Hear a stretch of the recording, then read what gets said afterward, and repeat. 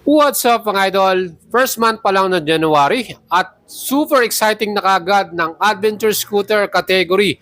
With newly launched model ng Bristol motorcycle, ito po ang ATR 160. Again, kukompare natin to head to head sa nangungunang adventure scooter. Walang iba kundi ang Honda ADV 160 mga idol. Siyempre pa, lahat ng kanilang specs and features. Aba, titingnan natin mabuti yan.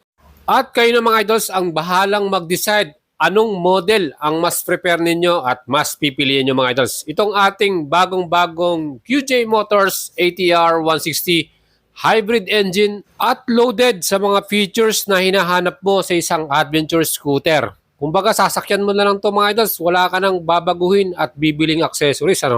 Again, atin namang ADV 160 mga idol ay namamayagpag pa rin pagdating sa kanyang sales. At syempre, trending pa rin po itong ating model na to.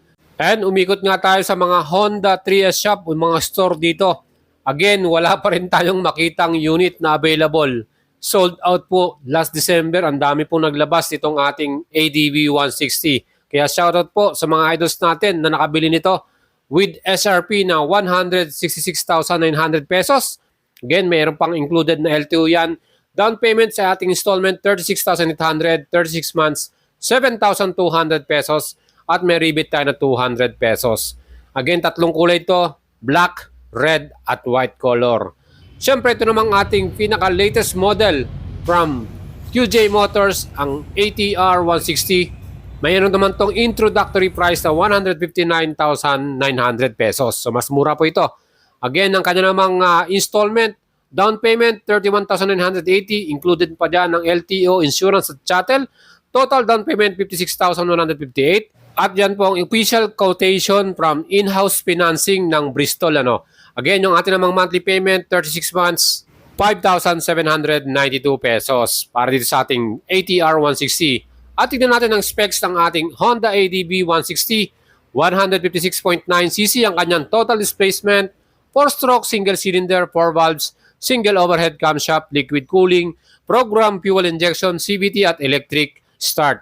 With max power na 15.8 HP at maximum torque naman ito 14.7 Newton meters mga idol. Bore by stroke 60 mm by 55.5 mm at ang kanyang top speed 180 to 120 km per hour. Compression ratio 12.0 by 1. Ang ating namang QJ Motors ATR 160 mga idol, siyempre itong ating total displacement naman ito ay 155.6cc, single cylinder, single overhead camshaft, 4 valves, liquid cooling din ito, electronic fuel injection, at naka-CVT transmission via electric, hybrid yung ating engine. Max power nito 16.1 HP at 8,500 RPM, maximum torque 15 Newton meters at 6,000 RPM. Bore by stroke nito 58.5 mm by 57.9 at top speed na 120 km per hour. Mga idols, makikita nyo mas mataas yung kanyang specs at performance kaysa po sa ating Honda ADV 160. Dahil na rin siguro sa kanyang hybrid, yung kanyang battery power assist, mas malakas yung torque nito. Well, para sa ating hybrid na yan, malaki din po yung battery na ginamit dito sa ating ATR 160. 12 volts, 14 ampere. Napakalaki, no? At itong ating Honda ADV 160 mga idol, 3 colors yung ating choices. Meron tayong red, black, at white. Again, yung bagong model na matte brown metallic, naantay na po natin yan. Sana ilabas na sa Pilipinas. At syempre, sana may update ang Honda Philippines dito. Yung ating namang chassis, ang front suspension ng ADV 160, Showa brand po yung kanyang telescopic forks. At sa likod naman, dual shock absorber with gas tank, Showa brand din yan. So quality ang ating brand. Well, para naman sa QJ Motors, yung ating front suspension, yan naman po ay upside down forks or inverted po ito. So mas maganda ang kanyang magiging performance. At sa likod naman, dual shock absorber with sub tank din. So QJ Motors yung kanyang brand naman dito. At sana ma-test drive natin tong unit na to para ma-test natin yung kanyang suspension kung gaano kaganda. Honda ADV 160 yung kanyang front brake, wavy disc yung kanyang harapan at 2-piston caliper with equipped po na single channel ABS. Sa likod naman, rear brake, single wavy disc din, 1-piston Nissin caliper pero wala pong equipped na ABS yan. And ang wheels naman natin, alloy 10 spoke ito, 110/80 by 14 inch ang kanyang sukat, dual purpose type yung kanyang tire at IRC po yung brand niyan. Para naman sa ating likuran, ang sukat naman ng gulong 130/70 by 13 inch. Para yung alloy mag wheels yan. At syempre sa ating QJ Motors ATR 160, ang stopping power nito, naka-front brake to ng wavy disc, 2-piston caliper by QJ Motors, at equipped din po ito ng anti-lock braking system. Well, para naman sa ating rear brake mga idol, dito kayo magugulat. Ito po ay naka-single disc din, wavy din yung style niya, 1-piston caliper, at equipped din po ng ABS. So, dual channel ABS po ang ating ATR 160. At pagdating naman po sa kanyang likuran, meron din tong equipped na traction control. And same sa ating Honda ADB 160, meron silang HSTC or Honda Selectable Torque Control. Ang ating namang wheels ng ATR 160, gold rims and spoke ito, no? Ang ganda. At meron tong CST tire, dual purpose din yung kanyang type. At ang sukat sa harapan, 110/80 by 14 inch. Tubeless po ito mga idol.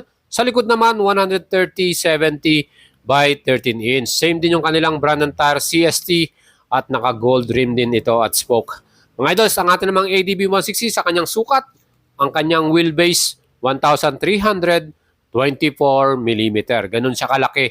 At ang bigat naman po ng ating ADB 160 naman ay 133 kilograms, yung kanyang total curve weight. Ang ground clearance naman ay 165mm. May katakasan yung ating height ng ground clearance. At syempre yung ating namang upuan, maganda rin yung kanyang seat cover. Ang ganda rin na premium yung kanyang stitches at seat height nito, 780mm. Syempre pa, yung ating luggage compartment malaki, no? 30 liters po ang kanyang total capacity at marami tayong may lalagay nating mga gamit dyan. Meron din tayong front compartment. Nandyan din sa loob yung ating USB ready charger. Pwede natin ilagay yung cellphone sa loob. Cha-charge na natin. Yung ating namang fuel capacity dito, 8.1 liters at ang kanyang average fuel consumption 45 km per liter. Of course, meron tayong smart keyless system na meron ding answer back at alarm. Nandiyan din yung bukasan ng ating upuan at yung ating fuel cap. Meron din itong equipped na idling stop and start system. So makakatulong yan para mas lalong fuel efficient ito. At equipped din po ito ng hazard light. Magagamit natin yan for emergency. Yung ating tapered handlebar, upright yung position niyan, kaya talagang relax tayo kahit long destination.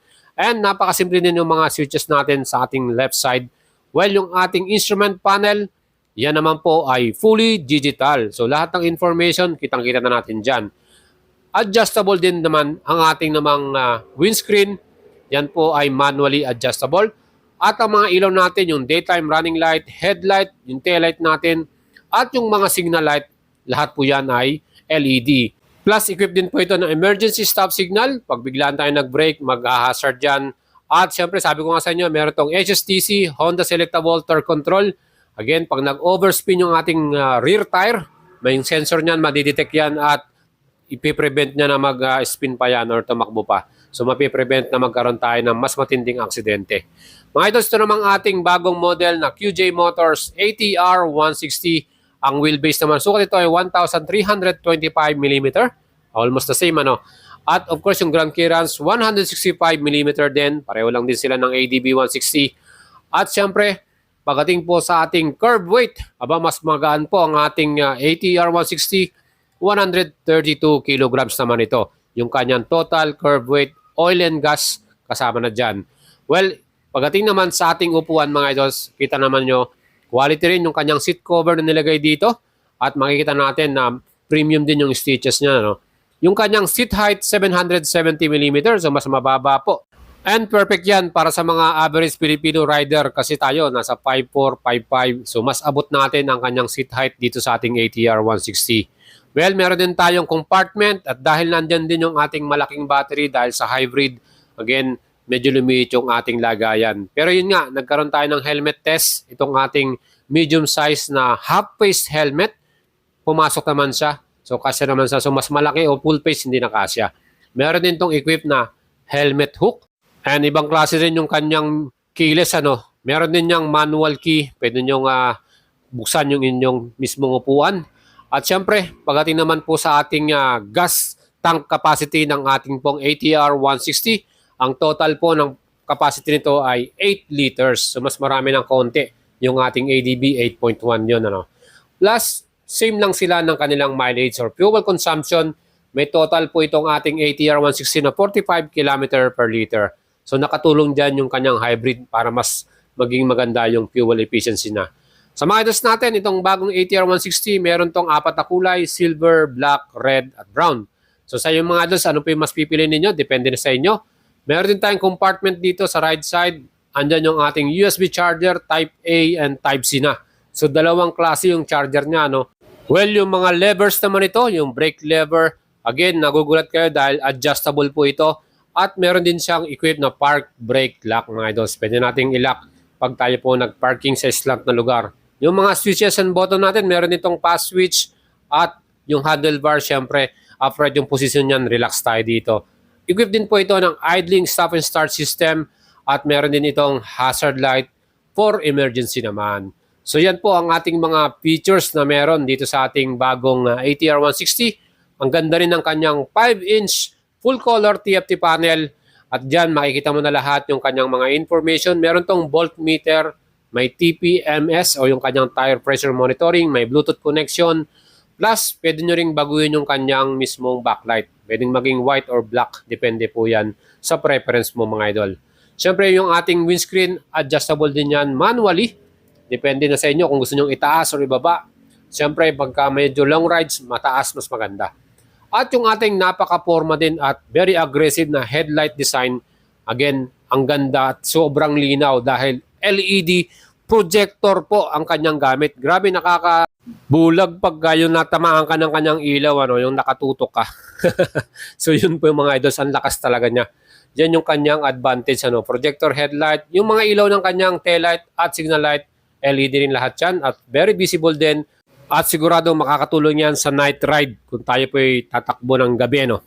Yan po mga idols yung ating bagong ATR 160 at itong brada to ay QJ Motors at made in China mga idols para sa mga magko-comment dyan, saan galing, syempre ito po ay QJ Motors, number 1 motorcycle brand sa China at sila po may-ari ng Geely at of course ng Benelli motorcycle. So ganun siya kalaki rin. So medyo talagang high-tech din po at modern yung kanilang mga planta dyan.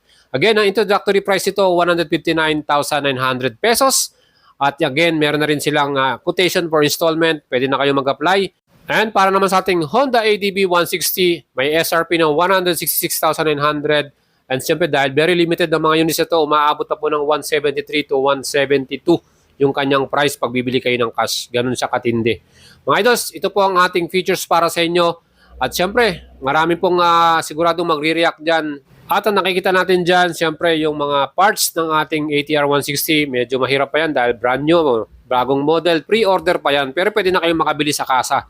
Well, para naman sa ating mga idols, siyempre reliability issue, yan po yung kanilang number 1 na question dito. And let me know your thoughts. Mag-leave po kayo ng comment dito sa ating video. Ano po yung inyong magiging final verdict? Ito bang ADB 160 or ATR 160? Kaya mga idol, subscribe kayo sa ating channel at like and follow nyo ang ating FB page.